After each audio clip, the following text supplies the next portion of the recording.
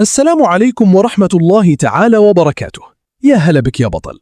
اليوم عندنا مواجهة تجمع الزعيم المتصدر مع حزم الصمود.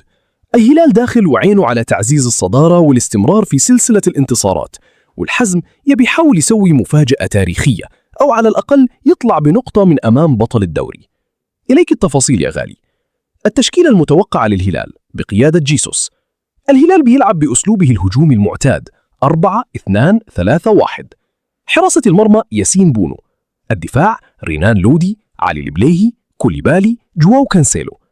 الوسط روبن نيفيز، سيرجي سافيتش.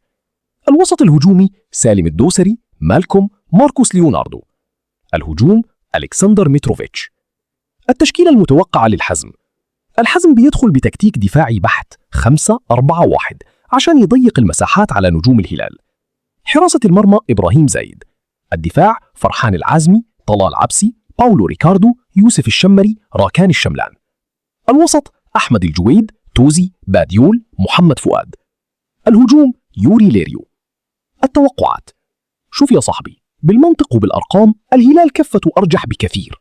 الزعيم الحين يمر بفترة فورمة مرعبة، ومتروفيتش يشم الأهداف شم.